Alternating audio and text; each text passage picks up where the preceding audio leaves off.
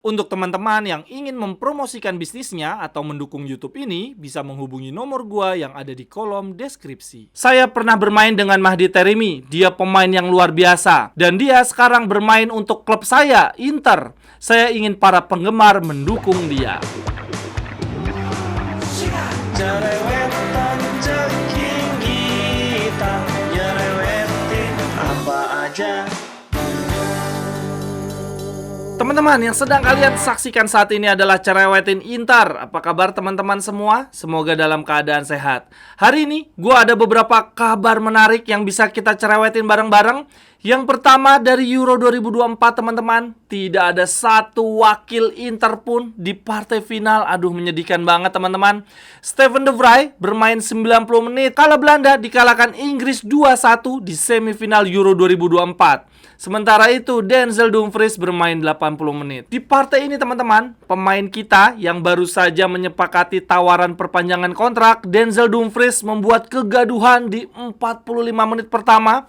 Dia bikin pelanggaran ya ke Harry Kane yang membuat Belanda diganjar hukuman penalti, kemudian kebobolan. Lalu kemudian di babak pertama, Denzel Dumfries juga ada satu heading ya, menyambut umpan pojok. Sayangnya headingnya hanya membentur tiang saja. Lalu kemudian yang ketiga, wah ini yang paling menarik, Denzel Dumfries membuat penyelamatan gemilang ya. Dia menahan bola yang sedikit lagi melewati garis gawang Belanda. Lalu kemudian pemain Inter lainnya yang kemungkinan besar akan dilepas ya di bursa musim panas ini, Steven De Vrij, gagal mengantisipasi shoot dari sudut sempit dari Oli Watkins ya, yang membuat Belanda harus kebobolan di menit-menit akhir babak kedua. Dari kejadian kebobolan di menit-menit akhir di pertandingan Belanda melawan Inggris, ini ada komentar dari bek legendaris Italia, Giorgio Chiellini. Dia bilang begini teman-teman, detail kecil lah yang akhirnya membuat perbedaan. Pergerakan Watkins sudah benar, tetapi dia mengarah ke bendera corner. Sehingga sebetulnya satu-satunya hal yang tidak boleh dilakukan oleh seorang bek adalah mencuri bola pada situasi tersebut.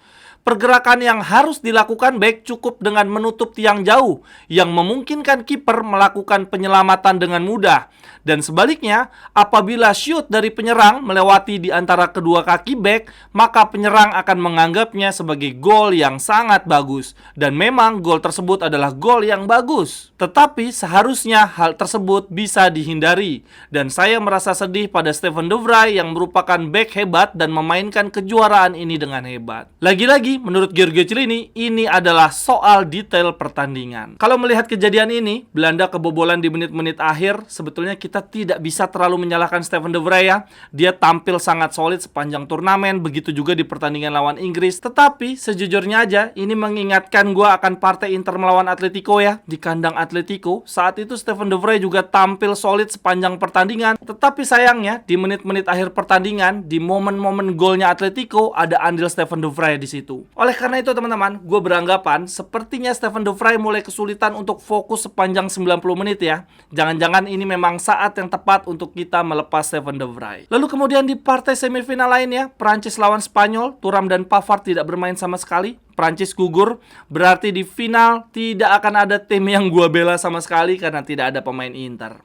Tetapi setidaknya untuk Copa America ada dua perwakilan Inter ya. Lautaro Martinez tampil 12 menit saja di partai semifinal kala Argentina menang 2-0 atas Kanada. Di tim Kanada tidak ada Tajon Buchanan karena cedera, sedangkan Valentin Carboni tidak bermain sama sekali. Ya, semoga Argentina juara, lalu kemudian Lautaro Martinez bermain dan syukur-syukur mencetak hat-trick. Dengan kepastian, tim-tim mana saja yang akan tampil di partai final Euro 2024 maupun Copa America, teman-teman, berarti hanya akan ada dua pemain yang akan datang ke pemusatan latihan sangat telat, yaitu Lautaro Martinez dan Valentin Carboni. Untuk Inter sendiri akan memulai pemusatan latihan di tanggal 13 di akhir pekan ini, teman-teman. Sementara final Copa America dan Euro akan berlangsung di tanggal 15. Bagi para pemain yang tidak memperkuat tim nasionalnya di jeda kompetisi, baik Copa America maupun Euro, termasuk tim yang tersisih di fase grup ada Aslania bersama Albania, mereka semua akan mengikuti pemusatan latihan sejak hari pertama, sejak tanggal 13. Lalu kemudian tim yang gugur di 16 besar, ada kontingen dari Italia, akan diberikan sedikit tambahan waktu untuk liburan. Sedangkan untuk tim-tim yang lolos hingga babak 8 besar, yaitu ada Turki, ada Austria, dan juga Swiss, berarti itu yaitu ada Yann Sommer, Hakan Calhanoglu, dan Arnaud Taufik. Mereka memiliki hari libur yang lebih panjang dibandingkan dengan kontingen Italia. Lalu kemudian untuk para semifinalis Euro, berarti kontingen dari Belanda dan Prancis akan bergabung setelahnya lagi.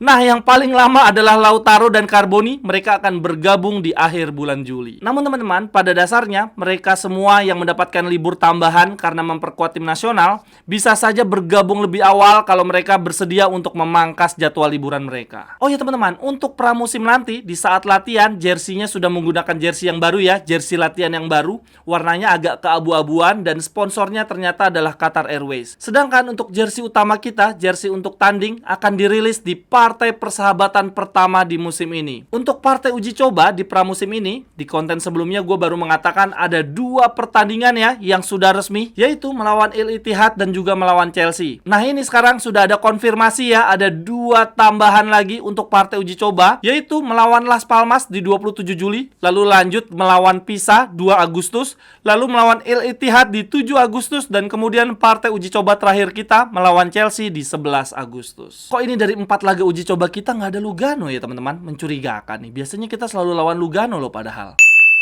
Teman-teman yang ingin membeli jersey atau pernak-pernik sepak bola lainnya, linknya ada di kolom deskripsi ya.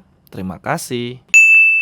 Lalu kemudian lanjut berita yang berikutnya lagi. Kiper baru kita Josep Martinez akhirnya resmi menjadi pemain Inter. Sebetulnya here we go-nya udah dari pekan lalu ya, tetapi gue belum yakin, belum srek kalau belum melihat foto-foto Josep Martinez berpose sambil tanda tangan atau berpose di depan lemari trofi. Lalu kemudian selain Josep Martinez, Taremi juga sudah tiba di Milan ya teman-teman, dan bahkan juga sudah melakukan finalisasi kontrak ditemani oleh agennya Pastorello. Tetapi ketika konten ini gue buat, belum ada nih, belum tersebar foto-foto Taremi sambil tanda tangan dan berpose di depan lemari trofi. Lalu teman-teman, terkait kepindahan Taremi, ini ada komentar dari legenda treble winners kita, Sneijder. Dia bilang begini: "Saya pernah bermain dengan Mahdi Taremi. Dia pemain yang luar biasa. Dan dia sekarang bermain untuk klub saya, Inter. Saya ingin para penggemar mendukung dia." Wih, Sneijder pernah main teman-teman bareng Taremi di musim 2019-2020. Saat itu mereka berdua bermain untuk klub Qatar ya, Al Gharafa. Dengan ini berarti teman-teman ya, dengan kehadiran Josep Martinez dan Taremi, sejauh ini Inter sudah merekrut 3 pemain ya untuk musim ini. Ada Pieter Zielinski direkrut gratis, Mahdi Taremi direkrut gratis, dan Josep Martinez di harga 13 juta plus bonus 2 juta. Ini berarti untuk posisi kiper kita sudah komplit ya, punya 3 kiper. 1 kiper utama adalah Yann Sommer, lalu 2 kiper cadangannya adalah Josep Martinez dan Di Gennaro. Begitu juga dengan posisi gelandang, menurut gua sudah komplit ya. Kita punya 6 pemain saat ini. 3 gelandang utama di musim lalu masih ada, Barella, Calhanoglu, dan Mkhitaryan. Lalu kemudian untuk posisi backup ada Fratesi, Aslani, dan 1 pemain baru, Pieter Zielinski. Sedangkan yang berbeda adalah di lini depan. Dengan kedatangan Taremi, skuad kita bukannya komplit tetapi bahkan gemuk banget ya teman-teman. Untuk lini depan kita saat ini sudah ada Lautaro, Thuram, Arnaud Taufik, Carboni, Korea, dan sekarang nambah Taremi. Ada 6 penyerang.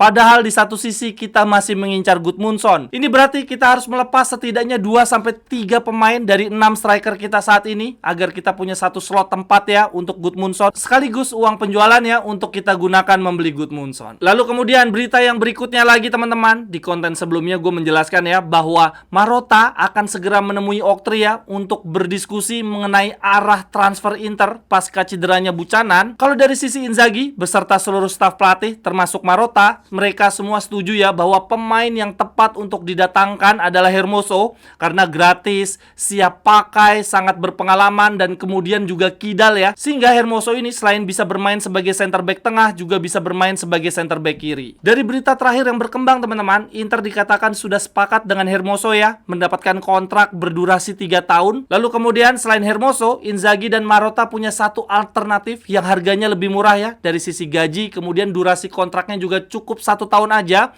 yaitu Ricardo Rodriguez. Profil Rodriguez ini kurang lebih sama kayak Hermoso lah ya, free transfer, lalu kemudian sudah berpengalaman, jadi siap pakai.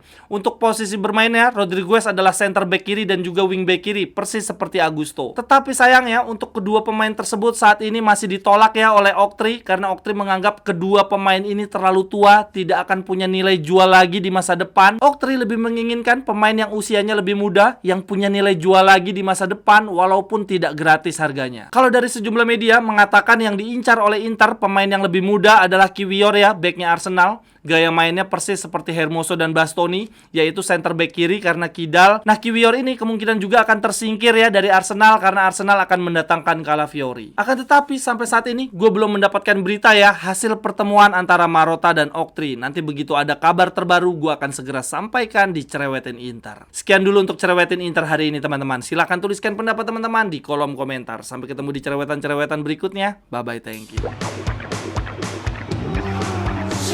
Cerewetan Ceki